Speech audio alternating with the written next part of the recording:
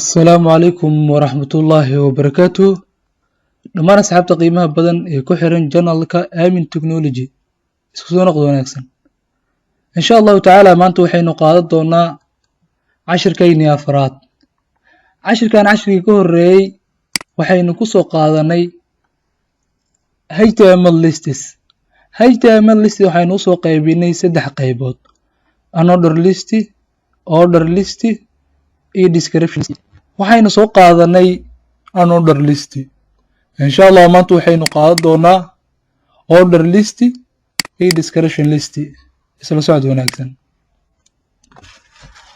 order list ugu horeyn waxaa la soo gaabiyaa OL. order listigu waa sida listigayna aan ugu kala hormarin lahayn organized, yacni si nambara ah habaysan organized. sidoo kaleeto order listigu wuxuu u suurto gelinayaa inaa organize gareyn karo as number ahaanna listigii u kala hordhigi karo. sidoo kaleeto wuxuu u ogolaanayaa as alphabetic xarfa ahaan inaa u kala hormariyo listigayga.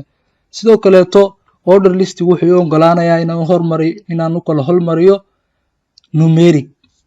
laakiin intaas oo dhan waxaa go'aami doona waxaa la dhaho type attribute. type attribute-ka wuxuu go'aaminayaa siday u kala hormari lahaayeen listigaada.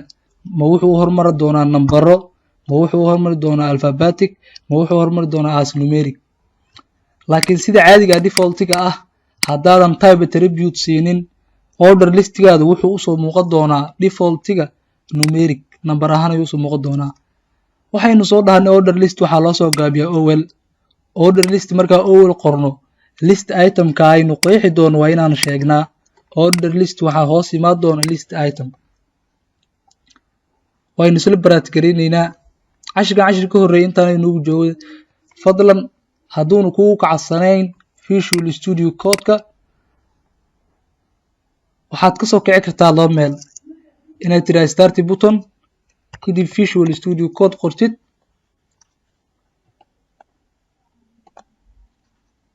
Visual Studio Code kasii dooratid,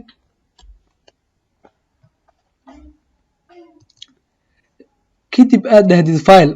hadduu hore kugu samaysanahay file ayaa dhahaysaa, kadib waxaa dhahaysaa open folder, kadib waxaa ka dooranaysaa meesha uu ku yiile. anaga wuxuu noo yiili desktop-ka, waa kana HTML and CSS.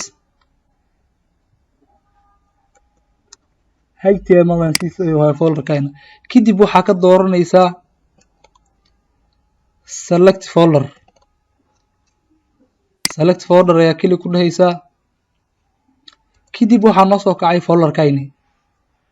waa kana sidoo kaleeto waxaad ka soo kici kartaa meesha labaad ka soo kici kartid waxa waaye inaad tagtid folderkii, kadib ka dooratid filekii, kadib right kale ku dhahdid. waxaa kasii dooranaysaa kadib open with markaad dooratid browser kugu jiro ayaa kusoo kicinaysaa. anaga hadda waxaa noogu jiro oonu kusoo kacsanaynaa oo uu kusoo kici jirnay iskula baraad kari jirnay Chrome. labadaas meelba waa kasoo kici kartaa.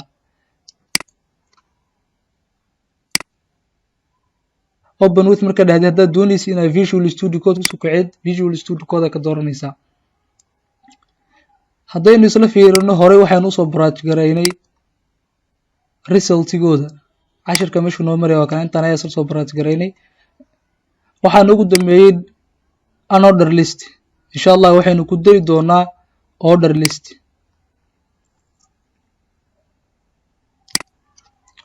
order list waxaa loo soo gaabaa dhahna ugu horeyn OL. tag ayaa furaysaa marka horeeto, kadib OL ayaa dooranaysaa. OL markaad dooratid unordered list waaye waxaa dhahna waxaa shirdi hoos imaanayo list item. list item oo li waa usoo gaabi kartaa, kadib enter ayaa dhihi kartaa. sidoo kaleeto waxaa dhihi kartaa inaad tag furtid, li gelidid, kadib tag xirtid. ugu horeyn OL kayna order listiga waxaan u baxsanaynaa ciwaan si uu noogu qurxanaado. ciwaanna waxaan u bixinaynaa h1. kadib waxaa dhahaynaa my favorite color.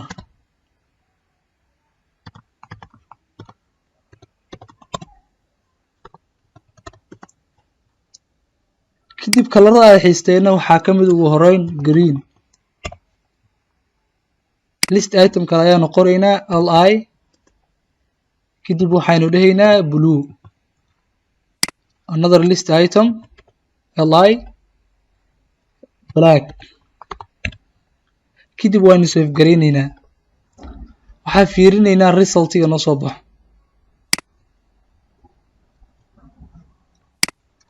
refresh ayaan dooranaynaa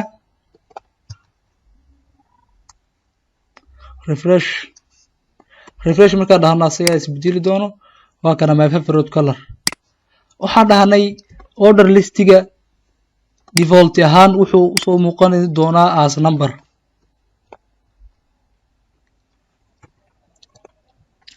waa kana number ahaan default as number haddaad doonayo inaan ka dhigno alphabetic waxaan isticmaalaynaa hore usoo dhahnay type attribute waxa la dhaho waan isla baraatikaron doonaa type attribute waxaa shardi ah ina dhex geliyo OLka dhexdiisa waxaadna u qoraysaa type ayaa dhahaysaa kadib waa kana attribute-ka ma waxaad ka dhiganaysaa ku dhahayaa nambaro ma waxaad ka dhiganaysaa alphabetic capital alphabetic small numeric capital numeric small anigu hadda waxaan soo aragnay nambaro waxayna dooranaynaa alphabetic markaa dhahno kaliya waxaa dhahaynaa control s markaa dhahno waxaan isla soo fiiri doonaa codekayn refresh ayaa dhahaynaa inta fiiri aan isla fiirino resultiga wuxuu usoo baxay number ahaan sidoo kaleeto waxaa kumid ah inta kaleeto haddaad typekan ka dhigno alphabetic small fartayna waxay usoo muuqan doontaa order listkayna wuxuu usoo muuqan doonaa small ahaan refresh ayaan dooranaynaa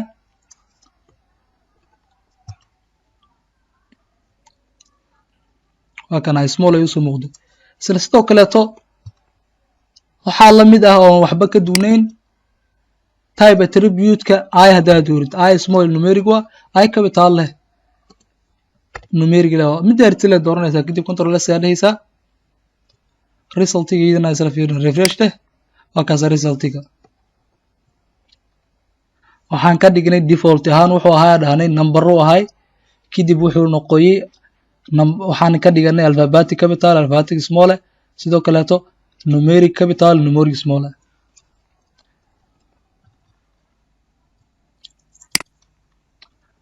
order list waxaa dhahnay waxaa loo soo gaabiyaa OL kadib waxaan dhex gelinaa waxaa la dhahaa type attribute ka sidoo soo muuqan lahaa type attribute wuxuu soo muuqan karaa alphabetic capital alphabetic small numeric capital numeric small iyo nambaro default ahaan anaga waxaan ka dooranay alphabetic hadda ka dooranay kadib ciwaan ayaa u baxsanay ciwaankan my favorite color ay dhahnay ciwaankan waa waxa ciwaanka ugu horeeyo ciwaanka ka koreeyo order listigiisa muuqan doona my favorite color kadib order listigii list item ay dhex gelin waxaa shardi ah OL-ka waan dhex gelin list item OL-ka waxa waaye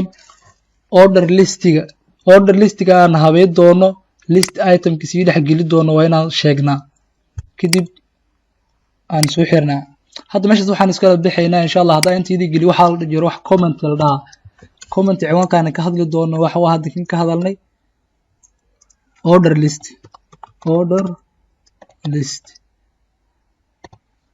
hadda saan ku save gareyno macquul ma noqonayso comment maahan comment ugu hore waa in highlight saarno kadib waxaa dooranaa control plus shift control backward slash ayaa dooranaa calaamadaas la dhahaa backward slash taas ayaa ka dooranaa control ayaa la qabani control plus kood ahaan ay kugu qorayaa laakiin control plus waxaa dhigtaa forward slash intaan waxay u dhigantaa comment intaas waxay u dhigantaa dhahnay comment meel ku calaamayso fadlan note soo qaado wixii muhiim ah qoro sidee hadda commentiga uu qaadaynaa commentiga highlight waa inaan saarno marka ka qaadayno kadib control ka qabanayna isla calaamadii fawada qabanayna slash hadda saarno comment wuxuu ka soo muuqan doonaa oo kaliya editor-ka order listigan wuxuu ka soo muuqan doonaa oo kaliya editor-ka kama soo muuqan doonayo website-ka waa kan hadda refresh daraan wax isbedelama leh waa kan my favorite color bis laakiin order list kama soo muuqan maxaa sababay waa comment kama soo muuqayo website-ka ama browser-ka wuxuu kasoo muuqanayaa oo keliya editor-ka ayaa ku dhex qoraysaa.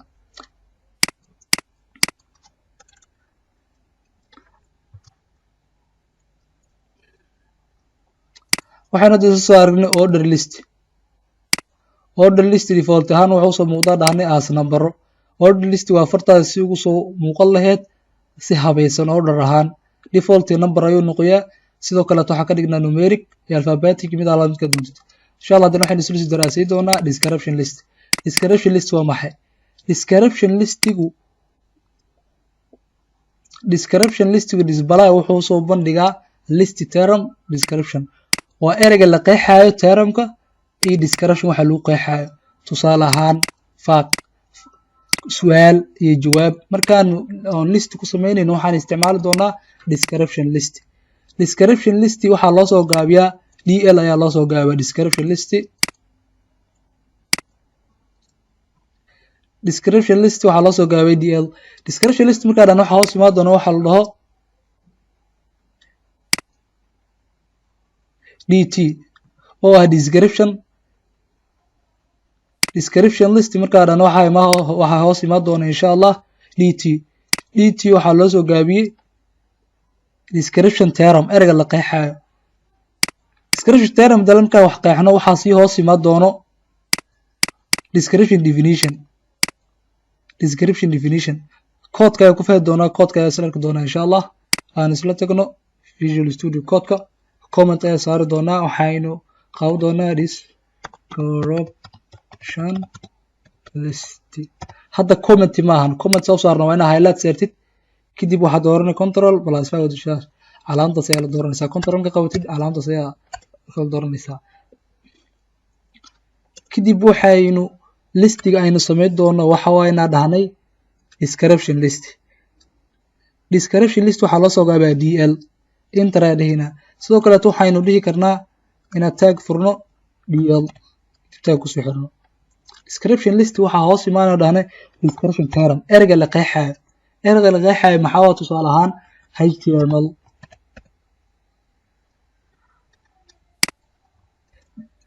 ereyga la qeexayo wixii lagu qeexayo waxaa loo soo gaabiyaa description definition DD. HTML waxaan ugu qeexaynaa oo keliya hyper text markup language. aynu isla aragno marka resultiga.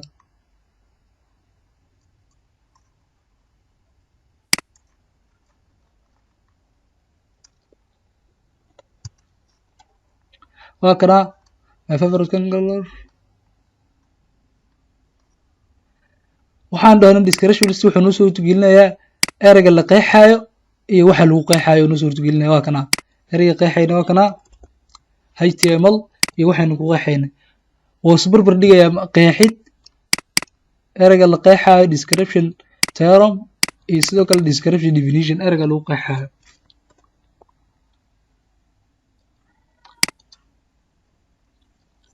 haddaynu ku celino description list waxaa loo soo gaabiyaa DL.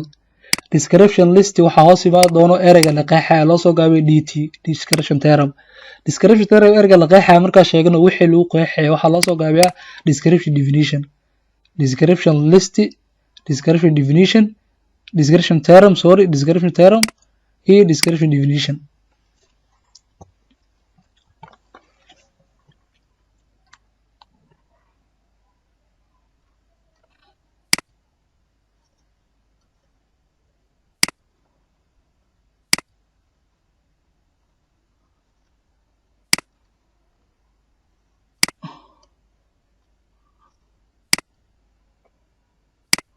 waad ku mahadsantihiin daawashada muuqaalkan. fadlan cashiradii ka hor haddaad soo daawanin dib u soo daawo. maxaa yeelay cashirada waxaa ku adkaa doona inaad fahatid cashirkan wuxuu ku xiran yahay cashirkii hore oo ahay lists HTML lists. insha allahu tacaala cashirkeena maanta inta ayuu nagu kaa doonaa. waad ku mahadsantihiin daawashada muuqaalkan. fadlan cashiradii ka hor haddaad soo daawanin dib u soo daawo. wassalaamu calaykum waraxmatullaahi wabarakaatuh.